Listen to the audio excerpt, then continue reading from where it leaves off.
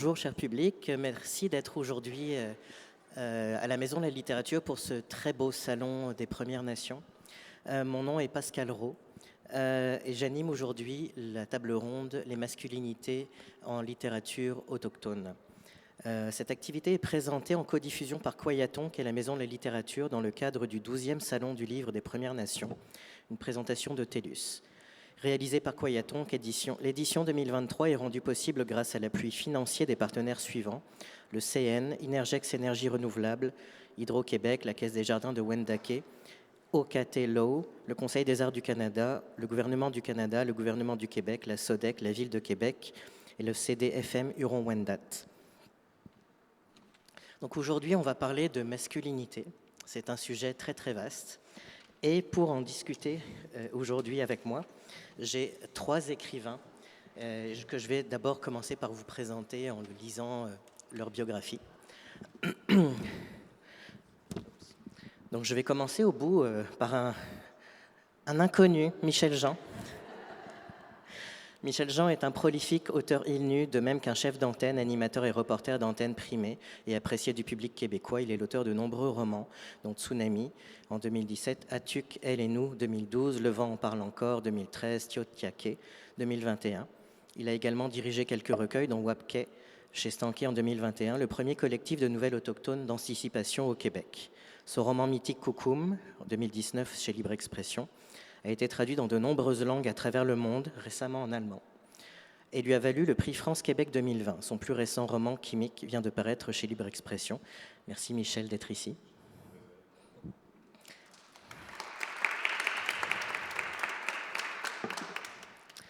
J'ai également l'honneur de recevoir ici Georges Pissimo-Péo.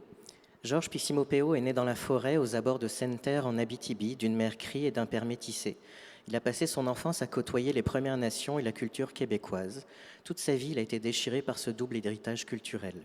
Georges a toujours travaillé pour les Premières Nations, notamment comme coordonnateur des services paradjudiciaires autochtones du Québec et fonctionnaire pour la Nation Cri.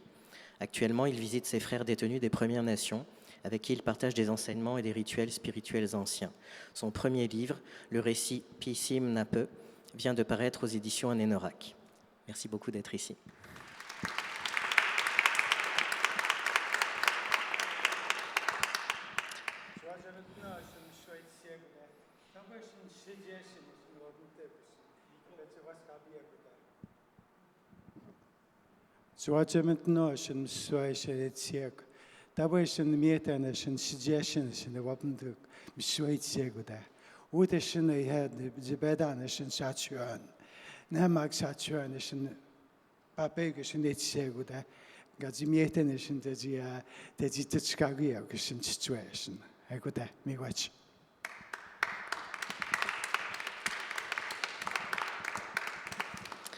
Et enfin, Jean Sioui. Originaire de Wendake, Jean Sioui est le plus prolifique des poètes autochtones d'expression française. Il publie en 1997 son premier recueil de poésie, Le pas de l'Indien au loup de gouttière, où il dirige par la suite la collection jeunesse autochtone Les Loups Rouges. Il enseigne pendant quelques années à une nouvelle génération d'auteurs autochtones dans le cadre du programme de résidence pour écrivains autochtones en début de carrière du Conseil des Arts du Canada. En 2010, il fonde les éditions Anénorak avec son fils Daniel Sioui. Il a publié une dizaine d'ouvrages, poésie, littérature jeunesse. Son dernier titre, le recueil de récits Yendata, L'éternité au bout de ma rue, est paru aux éditions Anénorak en 2021. Merci Jean. Oui.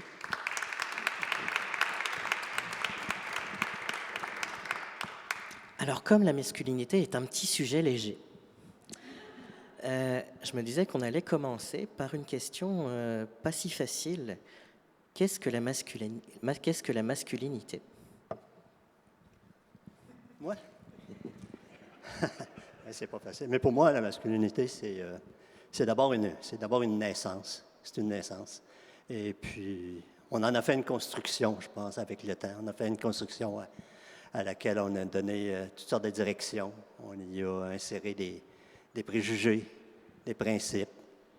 Mais une grande définition, je ne suis pas capable de vous en donner une, à part de vous dire que c'est tout simplement une naissance qui a pris plusieurs chemins dans le temps. Donc, des chemins tous différents, mais tous, quand même tous des beaux chemins. des bons et des beaux chemins qu'on n'a pas, qu'on doit marcher tout le monde ensemble dans ces routes-là. Je ne peux pas vous donner une autre définition que ça. Pour moi, c'est tout simple, c'est ça, c'est la vie. Ça fait partie de la vie. Pour moi, mais la masculinité, la difficulté, c'est ma deuxième langue, le français. Alors, pardonnez-moi. Donc, la masculinité, c'est pour moi une communion, c'est la collaboration finalement avec la féminité, parce que dans nos ancêtres, les Utawimaut, les Nugawimaut, ils nous ont enseigné finalement là, pourquoi qu'on existe maintenant aujourd'hui. C'est que tout simplement, là, c'est qu'il y a une collaboration, une communion entre ces deux êtres-là qui ont fait que finalement, ils ont pu survivre. Parce que sans l'un, sans l'autre, il n'y aurait pas pu finalement là, pouvoir traverser les siècles. Parce que le temps était rude, c'était difficile là, de vivre dans ces temps-là. Tout était difficile à pouvoir. Il fallait se battre à toutes les minutes de notre vie là, pour pouvoir survivre. Parce qu'on n'avait pas les épiceries là, dans ce temps-là. L'épicerie, c'était la forêt, c'était la Nedenochimich. Et il fallait apprendre à être vraiment, d'être adroit, autant chez les femmes que les hommes, pour pouvoir survivre. Parce que, comme je le répétais, sans l'un ou l'autre, pensez pas que les Premières Nations auraient pu survivre, parce qu'il y avait une communion qui était tellement forte, tellement belle et tellement naturelle, finalement, que tout ça a fait que on a pu survivre à travers les siècles. Et puis, quand on vous a accueillis, les premiers peuples ont été là avant vous, mais cependant, là, c'est sûr qu'on a dû apporter aussi il a fallu jeter des bases, finalement, là, de pouvoir collaborer avec les nouveaux arrivants. Voilà. Bon, ben, moi qui écris surtout des romans avec des personnages féminins, j'ai été invité dans un dîner de con, je n'étais pas au courant.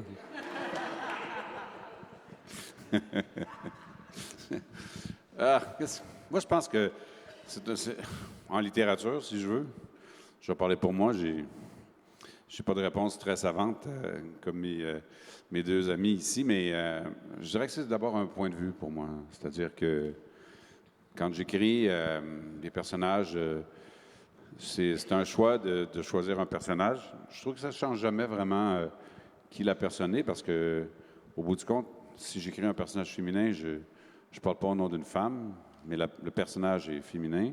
Si j'écris un personnage masculin, je n'ai pas l'impression que je parle non plus en tant qu'homme.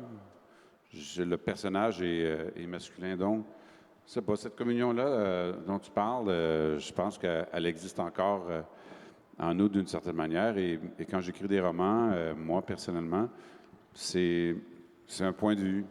C'est-à-dire que c'est la manière dont on appréhende les choses qui va varier. C'est vrai que dans les communautés autochtones, traditionnellement, souvent les hommes et les femmes avaient des rôles différents. Chez les Inuits, par exemple, ça devait être la même chose pour les Cris. Les Wendat, je ne sais pas, vous faisiez un peu d'agriculture, mais les hommes faisaient ce qu'on appelait la grande chasse. C'est-à-dire, ils allaient chasser le caribou, ils partaient plus loin. Les femmes, à cause des enfants notamment, faisaient la petite chasse, s'occupaient du campement, puis aussi ils chassaient autour. Puis les gens étaient complémentaires. Donc, mais il y a des différences. Moi, j'ai donné l'exemple de mon arrière-grand-mère Almanda qui, elle, avait choisi de briser ça. Donc, c'était possible et ça pouvait être accepté. Donc, je dirais que pour moi, c'est simplement une question de point de vue dans lequel on se place quand on est un écrivain. Tu dis que tu écris surtout des romans avec des personnages féminins, mais il y a plein d'hommes dans tes romans. Moi, je suis un peu en boutade quand même. Là, justement, on parle de point de vue. Ce point de vue masculin, quelle place il occupe en littérature autochtone? Parce qu'on parle beaucoup d'autrices, de personnages féminins et de voix autochtones féminines qui se dressent justement pour la sauvegarde des femmes. À votre avis, quels sont les modèles qu'on retrouve, surtout modèles masculins, qu'on retrouve en littérature autochtone, ou du moins dans vos œuvres? mais je pense quand même qu'on a 3 auteurs autochtones masculins sur la même tribune. Bravo, ça a dû être beaucoup de travail pour en trouver 3 quand même. Parce qu'on n'est vraiment pas nombreux à écrire. C'est vrai que chez les Autochtones, c'est surtout les femmes qui portent la parole aujourd'hui, puis qui écrivent, puis elles sont très nombreuses. Quand on fait des collectifs, genre, j'ai de la misère à un moment donné, Louis-Carl, puis Cassie, qui est le grand patron ici, il dit on devrait faire un collectif avec juste des auteurs autochtones. D'abord, il ne sera pas épais. Masculin, tu sais, on n'aura pas beaucoup de monde. Mais je ne sais pas pourquoi les hommes sont moins portés à écrire. Puis je ne sais pas si ça tient à l'héritage ou au désir de s'exprimer, mais le fait est qu'on n'est pas nombreux des hommes à écrire. Puis il y a ceux comme moi qui sont là et qui écrivent comme une femme. Fait que je ne sais pas trop. Mais je pense que c'est quelque chose qui... Je pense que traditionnellement, les femmes actuellement écrivent beaucoup aussi en partant, même chez les Autochtones. Là. Et on n'est pas tellement différent des autres à ce chapitre-là. Mais justement, au niveau des modèles, parce que par exemple, Jean, dans ton œuvre, on retrouve très souvent ton père. Ton père, surtout dans Yendata, l'éternité au bout de ma rue. C'est une lettre d'amour à ton père, c'est une lettre d'amour aussi à toute ta famille et à la vie, l'ancienne vie dans le village de ce qu'était Wendake, qui était un village. Mais il y a beaucoup la figure de ton père. Donc, dans ton ouvrage également, Georges, il y a des figures masculines, mais qui sont plutôt des figures masculines absentes. Mais ces figures masculines, ces modèles masculins existent. Pour toi, Jean, c'est important de mettre ce père que tu as beaucoup aimé et pour lequel il y a beaucoup de tendresse dans cet ouvrage, de l'avant dans cet ouvrage? Parce que chez moi, d'abord, c'est mon père qui racontait, c'est mon père qui contait, c'est mon père qui était guide sur les territoires. Puis c'est lui qui revenait puis qui nous contait des histoires. C'est lui qui disait, premièrement, au début, ça m'offusquait parce qu'il arrivait et il disait, là, j'ai guidé tel monsieur. Il appelait les gens qui l'engageaient des messieurs. Fait que moi, je me disais, pourquoi ils les appellent les messieurs? Donc, en partant, le mot monsieur avait une signification de supériorité. Mais avec l'âge, en l'écoutant raconter tout ce qu'il vivait, je comprenais c'est une autre pensée que nous autres plus jeunes, dans une autre époque, on voyait pas le monde de la même façon. Donc, j'ai beaucoup écouté mon père et puis mon grand-père, mes grands-parents raconter, parce qu'à travers tout ça, j'apprenais des choses qui étaient différentes du discours commun que j'entendais partout, soit à l'école ou dans les rues, dans le voisinage. Donc, oui, il a beaucoup raconté, mais il raconte, mais dans ses contes, il y a beaucoup de la place de la femme.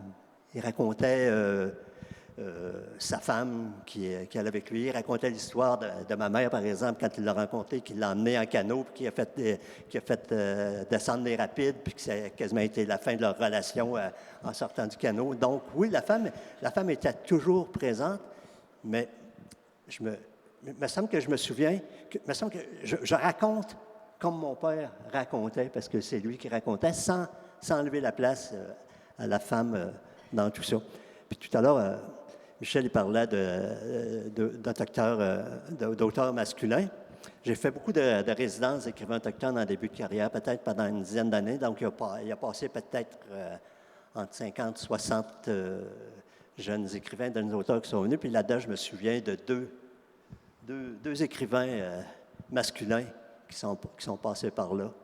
Donc, ça m'avait amusé aussi quand j'étais au Centre Banff dans l'Ouest canadien, puis qu'on m'avait demandé ça, pourquoi il n'y a pas plus d'écrivains masculins du Québec. Bien, je leur avais répondu que c'est leur faute à mon humour. Je leur avais dit que c'était leur faute parce qu'ils faisaient justement ces résidences-là pendant que c'était à la chasse. Donc, nos hommes étaient partis sur le territoire, donc ils ne pouvaient pas venir à ces ateliers-là. Mais la raison profonde, je ne suis pas capable, je peux pas l'expliquer. C'est peut-être dans la tradition où c'est comme ça que l'homme avait beaucoup de responsabilités à faire vivre sa famille, puis à aller dans le bois. Donc, même si je dis dans mes livres que l'Indien était un poète de la nature, je pense que oui, l'homme était un poète quand même, mais il n'était pas capable ou il n'avait pas le temps de le mettre sur mots, mais ça change.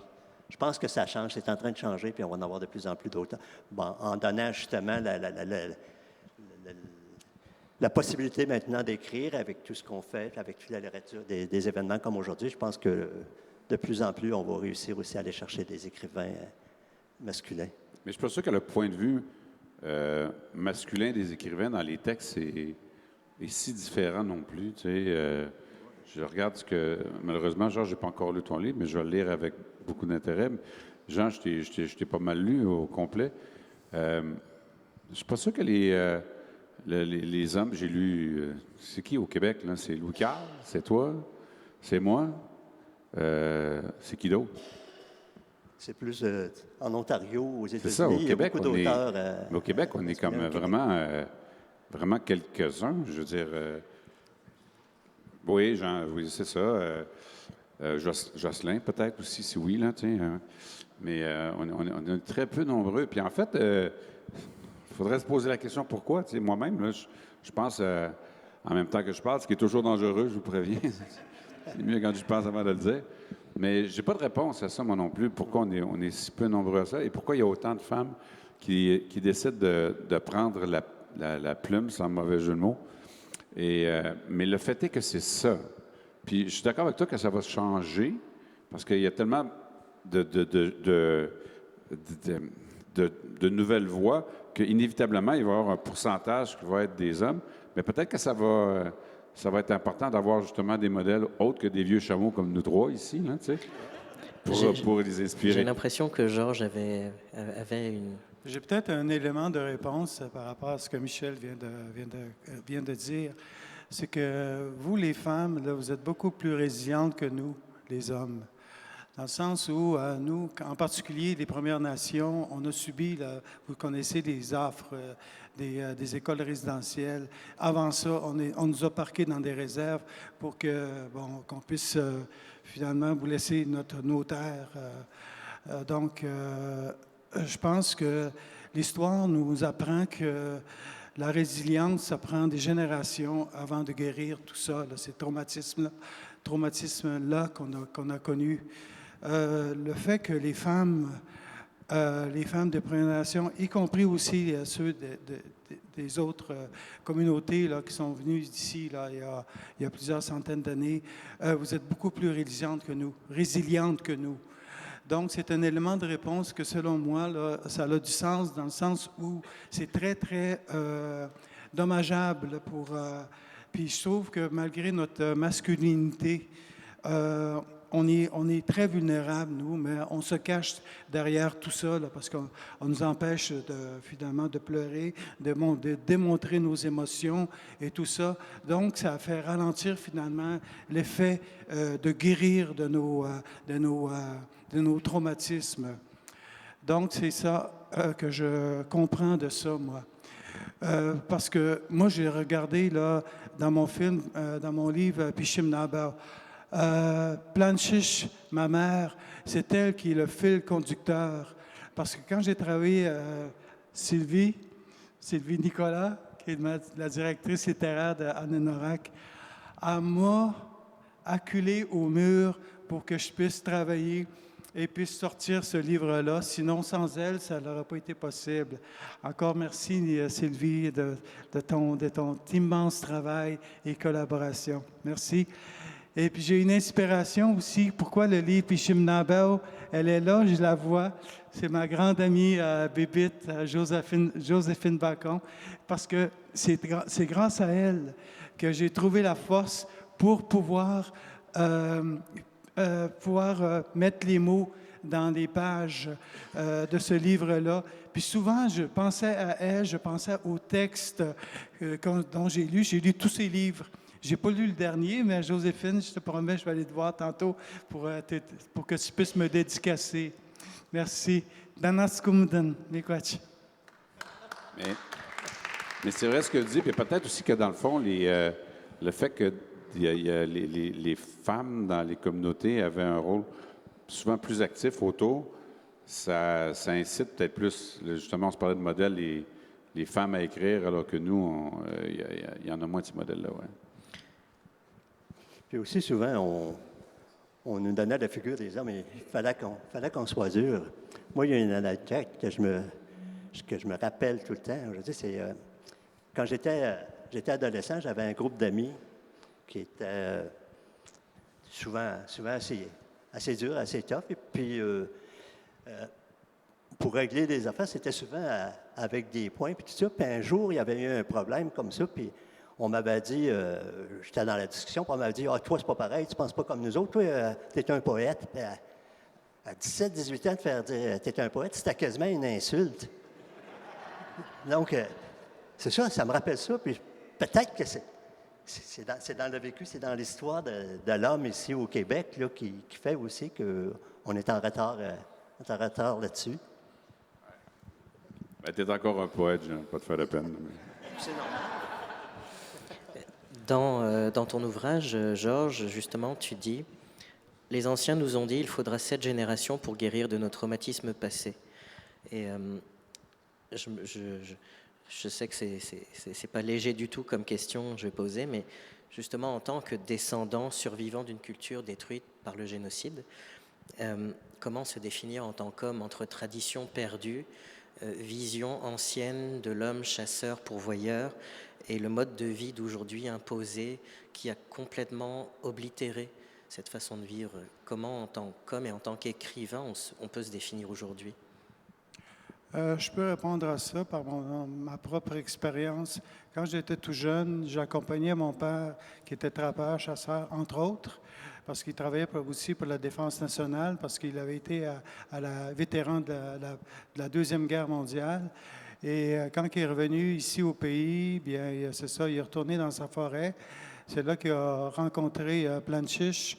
Et par la suite, moi, là, je l'ai accompagné. On avait une entente. Lui, il chassait finalement les animaux qui étaient dans l'eau, le castor. Et puis, il me laissait finalement ceux qui étaient à 4 pattes, là, qui couraient les bois. Donc, c'était le lynx, c'était la martre, c'était la belette. Au printemps, c'était les rangs musqués. Et puis, avec et puis c'était ma mère qui les préparait, tout ça. Et j'avais mon argent de poche. J'avais une entente avec ma mère, avec Planchiche, que je lui donnais aussi des sous à elle, parce qu'à part ses allocations familiales qu'elle avait, elle avait rien, elle n'avait pas de revenus. C'est sûr que mon père avait une position permanente et puis on vivait quand même assez bien, malgré le fait qu'on était dans une cabane. Et on n'avait pas d'eau ni d'eau courante. C'est mentionné dans mon livre, les conditions dans lesquelles j'ai vécu.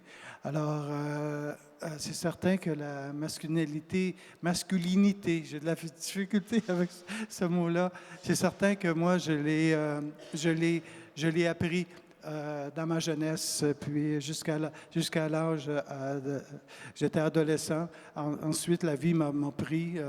Je me suis sauvé avec la vie à travers les études et tout ça. Là. Merci. Miigwech. Ben, moi, je pense que ce que Georges dit est très sage aussi, puis ça revient à ce qu'on se disait plus tôt aussi, c'est que, dans le fond, on est qui on a été, puis il y a la question de... C'est pour ça que la question ce dont je parlais tantôt, c'est-à-dire des modèles, pour moi, plus j'y pense, plus c'est quelque chose qu'on devrait encourager dans les communautés autochtones, chez les hommes, parce que c'est pas que en littérature... J'étais hier, avec des étudiants de l'Université Laval. Il y a le cercle des étudiants des Premières Nations là-bas, puis 9 sur 10, c'était des femmes qui étaient là. La semaine passée, vendredi, j'étais à la polyvalente d'Alma. Ils ont aussi un cercle d'étudiants autochtones. 9 sur 10, c'était des femmes qui étaient là, donc aux études, donc avec... Alors, tu sais, je pense qu'en réalité, cette absence-là... c'est normal qu'on l'ait en littérature parce qu'elle est un peu partout. Puis, je pense quand même que traditionnellement, comme les rôles étaient bien définis, le rôle des hommes dans les cultures, en tout cas chez les cultures nomades, là, que je connais plus, était quand même important et facile à valoriser, je dirais.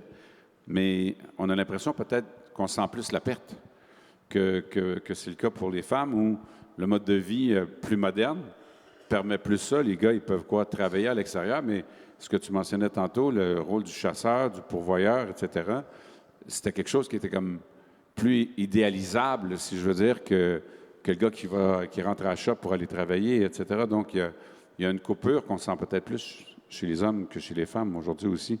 Et à mon sens, il est logique que ça accentue tout ça. Pour rester dans les chiffres, par exemple, chez nous, à Wendake, 9 sur 9 au conseil de bande, les grands chefs et les chefs, c'est des hommes. Il est passé une ou deux femmes dans le temps, mais c'est encore deux hommes. Donc, la question est très grande. Aujourd'hui, en politique, mais si tu vas dans ta communauté, les personnes importantes, est-ce que c'est nécessairement des hommes autant? En politique, les gars sont accrochés à ça. Le chef, je pense que ça leur parle, là, mais tu trouves-tu que c'est tu sais, je regarde les gens, moi, que je vois qui émergent de Wendake. Je pense que les gens qui émergent, en politique, comme je dis, c'est 9 sur 9, c'est des hommes. Mais dans l'administration, autour de ces gens-là, je pense que les chefs sont bien chanceux d'avoir des femmes qui travaillent dans l'entourage pour les guider puis pour les enseigner, les aider, parce que il y aurait des décisions qui seraient à revoir souvent si on n'avait pas les femmes chez nous avec leur sagesse. Puis même il y a beaucoup d'organismes chez nous, des Premières Nations, de la Commission de la santé. C'est sûr qu'il y a beaucoup de femmes qui sont à la direction de ces organismes-là. Je veux juste ajouter ce que Jean vient de dire, c'est que sans les femmes, là il n'y aura pas grand-chose qui se ferait dans le monde. Et en politique, de toute façon, il faut aussi considérer ce qu'on appelle le plafond de verre. C'est sûr que les femmes ne peuvent pas gravir les échelons de la politique parce que tant que des hommes n'ouvrent pas les portes non plus, c'est un peu l'œuf ou la poule. Mais c'est bizarre que ça existe autant quand même dans les chefs. Je pense qu'il y a une chef qui est une femme au Québec actuellement, CRI. Hein? C'est le grand chef, c'est une CRI. Je pense que c'est la seule. Mais c'est drôle qu'on reproduise ce modèle-là quand on se plaint que ce plafond de verre-là existe pour les Autochtones en général. Je veux dire, si tu regardes la présence des Autochtones dans moult domaines, en général, hommes, femmes, tu sais, on se plaint de ça. Moi, je fais souvent des blagues, là, je parle dans la littérature, là, qui est un domaine que je connais, mais j'en parlais justement hier, mais dans les prix littéraires, tout ça, les romans autochtones ne sont jamais retenus, tu sais. Puis dans d'autres domaines. Mais tu vois, comme en question de la politique, ça revient à ça. Il y a quand même une question à se poser, là, tu sais. Un gros questionnement, là, je pense qu'on soulève aujourd'hui.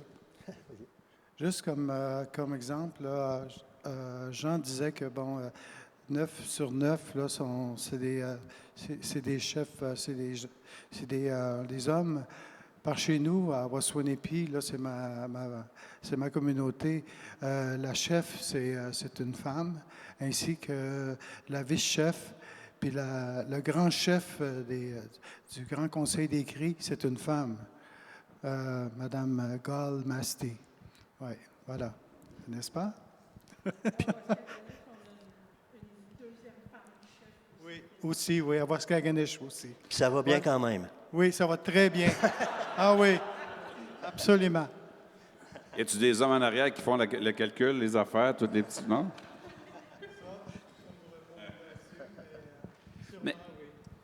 Mais en même temps, je pense que ce que tu disais, Georges, tantôt, et plus j'y pense, c'est que, comme pour les hommes, la résilience puis le choc a peut-être été plus important, ça fait en sorte qu'il y a plus de femmes qui émergent comme des modèles un peu partout. Et donc, il y a une roue. Et en ce sens-là, on va dire que les Autochtones sont quand même en avance sur le reste du Québec. Tu sais. Oui, Michel, tu as raison, mais j'ai constaté finalement à travers mon expérience de vie, je regarde les femmes, je regarde les hommes. Chez nous, en tout cas, je parle pour moi, là, chez les Cris, puis finalement les Premières Nations en général, c'est que la résilience chez les hommes est plus difficile à faire, dans le sens où pour pouvoir se guérir des traumatismes, il faut que tu t'ouvres, que tu pleures, que tu puisses finalement les accepter et puis aussi de pardonner. Chez les femmes, c'est plus facile. Je ne sais pas quelle force que vous avez, vous, mais maudit que vous êtes bonne. C'est pour ça que vous arrivez à guérir plus tôt, plus vite. Et puis pour nous, c'est plus difficile de le faire. Parce que moi, là, ça a été tellement, tellement difficile là, dans ma vie. J'ai été dans plein de colère, dans plein de deuil, qui m'empêchait finalement de faire qu'est-ce que je devais faire. Parce que si je n'avais pas eu ça, j'aurais tout simplement là, pu produire ces écrits-là. Parce que ce Pichim Naba m'a poursuivi depuis que je suis tout petit. Je me suis dit, pour guérir, moi, là, il faut écrire, il faut extérioriser finalement le mal qui me prend aux tripes, dans l'âme et tout, dans mon corps. Alors, c'est très facile, une fois d'avoir franchi cette mur de honte, de colère, et aussi d'aller poursuivre finalement là, le bout du chemin qui est le pardon. Une fois que tu as pardonné, à ce moment-là, tu te libères de tout, de ce qui te ronge à l'intérieur, qui est en train de te tuer. Merci. Mais peut-être que je rebondis, c'est que moi, je n'ai pas vécu les pensionnats autochtones, puis j'en ai été préservé dans ma famille parce qu'on a grandi à l'extérieur. Mais je le vis à rebond. Il y a beaucoup de gens dans la famille quand même qui sont allés, puis ils me racontent souvent leur récit, puis on vit avec ça. Puis des fois, ça m'arrive d'écrire sur des sujets où je suis fâché. Tu sais, je me souviens, par exemple, quand j'avais écrit la scène dans Cocum, où on remonte la rivière, puis que là, à un moment donné, on ne peut plus remonter la rivière. C'était un dimanche soir, il était à 20h, puis j'avais appelé Isabelle Picard, puis j'avais dit, écoute, Isabelle, excuse-moi de te déranger un dimanche, mais il faut que je parle à quelqu'un d'autochtone parce que je suis en crise. Puis on avait une conversation, puis elle m'avait dit, au bout de la conversation, elle m'avait dit, je te comprends, Michel. Malheureusement, je pense que ce que tu décris là, cette colère-là, ça fait aussi partie de ce que c'est être autochtone. Puis un jour, Joséphine est ici, tu sais, puis je pensais à toutes ces questions-là, puis j'avais demandé à Joséphine, qui sourit tout le temps, j'avais dit, Joséphine, comment tu fais pour toujours être de bonne humeur, tu sais? Puis Joséphine m'avait dit, Michel, j'ai pas envie de vivre toute ma vie fâchée, avec son beau sourire. Fait que là, j'ai dit, OK, dans le fond, quand tu dis, je sais pas ce que les femmes ont, il y avait comme un... Là, je me suis dit, OK, il y a comme une décision de prix par rapport à tout ça. Qu'est-ce que tu en fais? Alors que peut-être que nous, on a tendance à se gratter le bobo plus. Hein? Et justement, ce que Georges vient de dire, le fait d'exprimer, d'écrire, donc la littérature en soi, est-ce qu'elle a le pouvoir de stopper la transmission de ce trauma transgénérationnel qui continue d'empêcher les hommes et les femmes d'être qui elles devraient être? Est-ce qu'il y a un rôle de transmission? Parce que je pensais aussi le rôle des aînés, mais Michel, t'es pas assez vieux pour être un aîné. Man, je suis aîné en tabarnouche. Surtout quand je me lève le matin. Là. Mais je pensais à Georges et Jean, qui sont des aînés, qui écrivent et qui transmettent Est-ce que la littérature peut faire des miracles? Est-ce qu'elle peut vraiment aider à faire changer les mentalités et à aider les générations suivantes à ne pas vivre tiraillées entre plusieurs identités? Je pense qu'elle peut, elle peut pas trancher définitivement, mais elle peut apporter des réflexions. Moi, quand j'écris, j'essaie de ne pas apporter une opinion très précise. Là, c'est comme ça que les choses doivent être, mais j'essaie d'amener les gens à réfléchir sur ce que j'ai dit, puis à prendre ce qui leur fait du bien, ce qu'ils ont besoin pour avancer. Parce que oui, c'est bien beau le mot guérison, puis toujours s'apitoyer, mais je pense qu'il faut arrêter ça. On est rendu ailleurs, on est rendu plus fort, on est rendu...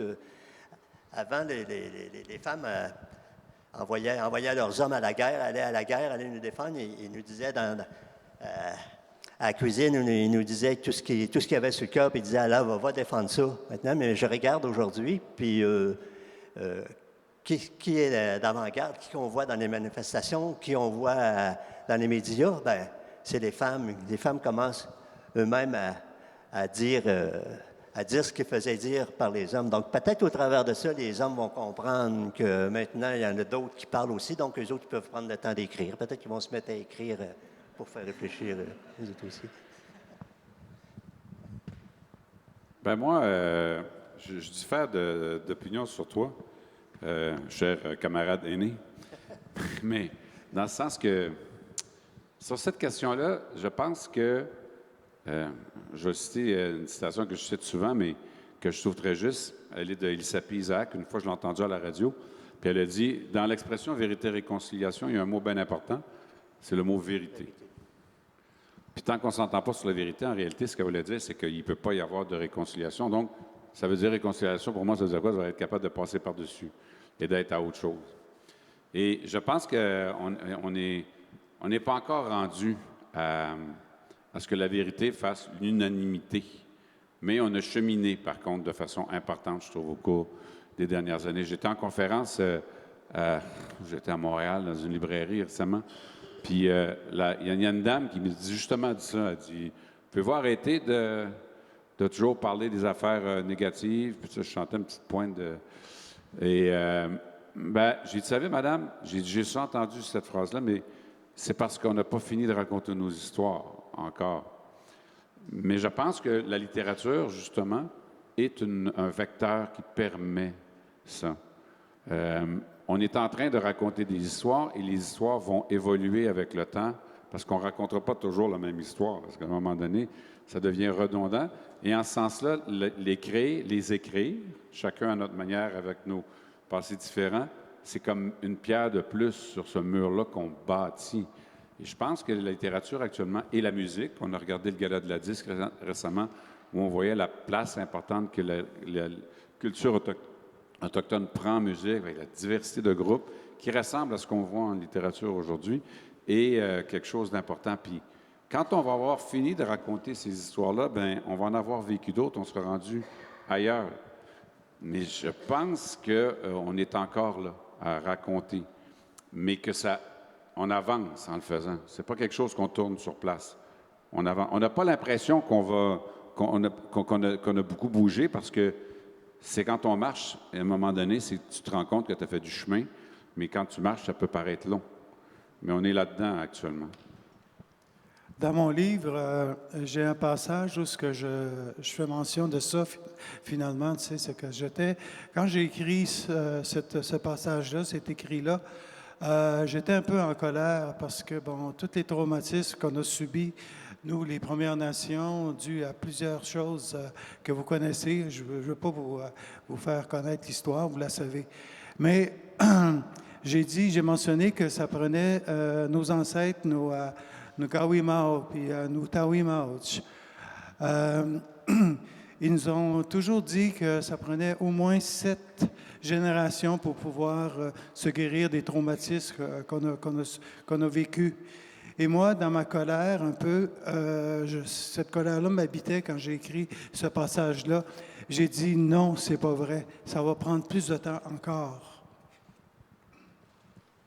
C'est un peu ça. Quand je parle de réconciliation, moi, je parle d'abord, tu as dit vérité, bien, je pense que c'est ça le mot. Il faut d'abord la connaître, la vérité, mais la vraie vérité. Être capable de définir la vraie vérité, de faire attention pour ne pas en faire juste du folklore ou d'en faire un enjeu social, mais qui est pas très connu. C'est quoi cette vérité-là? Est-ce que nous autres, d'abord, on est capable de la comprendre, de l'accepter, de la voir, cette vraie vérité-là? Donc, l'Écriture, elle sert à toutes sortes de ça, mais elle sert aussi à faire réfléchir, puis elle devrait vraiment monter dans les racines de la vérité.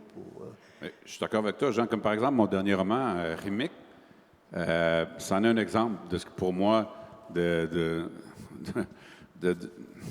d'essayer d'écrire sur la vérité. C'est-à-dire que ça fait... Moi, à la base là, de ce roman-là, il y a ces discours que j'entends souvent au Québec, de dire, par exemple, ah, la culture française est plus ouverte aux Autochtones que la culture anglaise. Et les problèmes des Autochtones, c'est quoi? Ben, c'est les Anglais. Parce que les Anglais ont fait la loi sur les Indiens, les Anglais ont fait les pensionnats.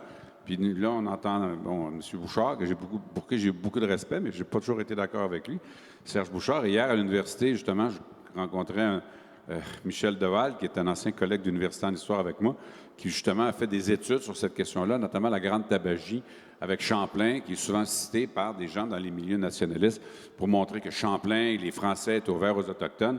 Puis, il me démolit ça un après l'autre là, pendant 15 minutes, puis il me dit, parce que je n'étais pas d'accord. Donc, vois-tu, moi, ce désaccord sur la vérité mérite depuis longtemps et m'empoisonne un peu la vie, parce que quand je lis Bock-Côté, quand je lis Facal, quand je lis tous ces chroniqueurs qui s'appuient sur ça, puis qu'après ça, qui s'en servent pour souvent nous cracher dessus, on va dire comme je le pense, tu sais, ça me pourrit la vie. Alors, qu'est-ce que je fais?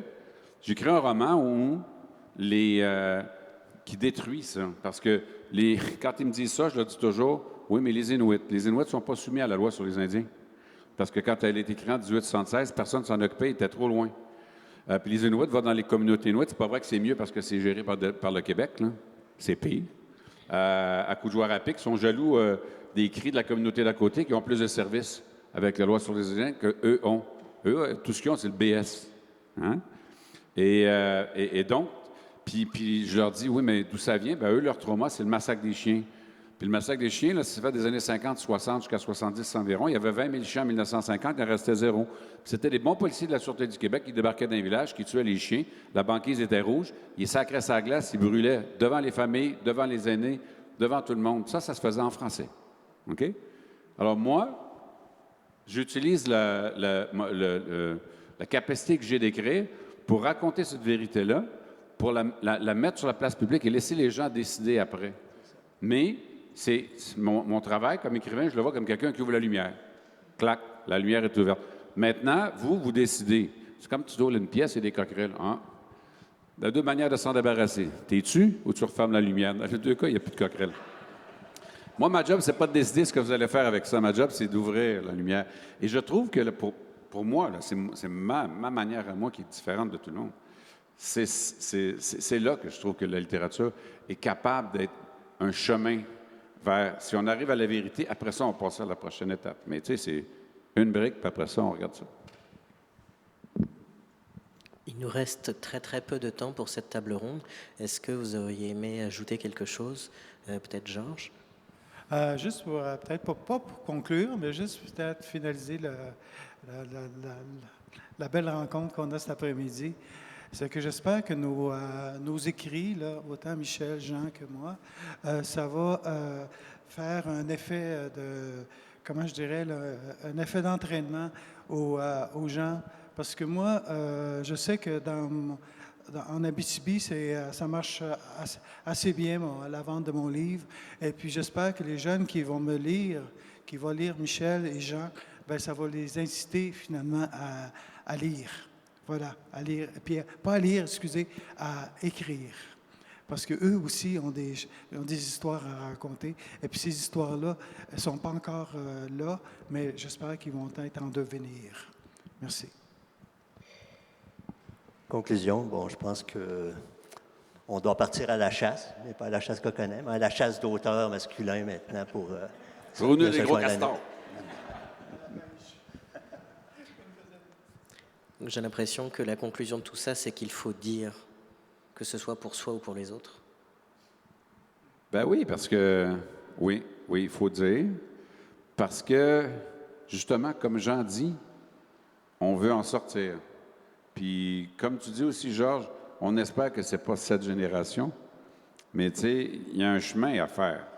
Alors, qu'est-ce qu'on fait? Soit on reste là, puis on ne fait rien, soit chacun d'entre nous, on utilise la capacité qu'on a, grosse comme ça, selon les individus, à faire un petit bout, puis ça fait le cumul de chacun de ce qu'on fait avancer les choses.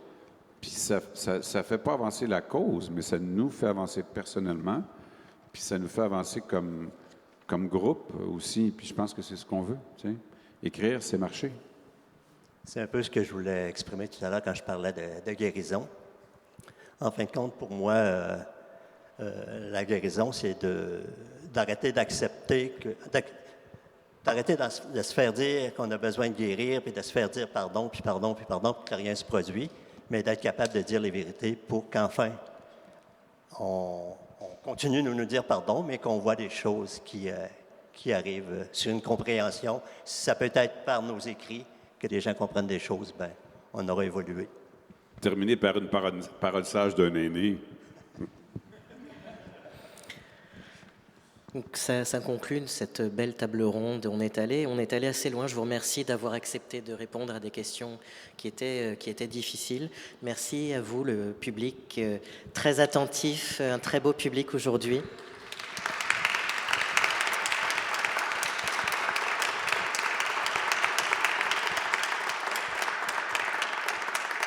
Si vous avez envie de discuter avec Georges ou Michel, ils vont être à 14h en séance de signature au Maureen Center de l'autre côté.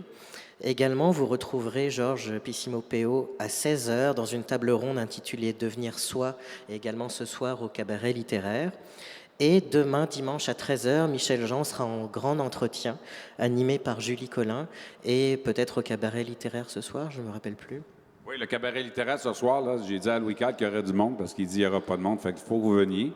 Puis Venez. moi, je vais lire des textes. Puis encore une fois, je vais faire la preuve que je suis meilleur pour lire des nouvelles que des textes, que des livres. Mais on va quand même le faire avec beaucoup de cœur. Alors, soyez indulgents et surtout très nombreux, s'il vous plaît. Merci beaucoup et passez une belle suite de Salon du Livre.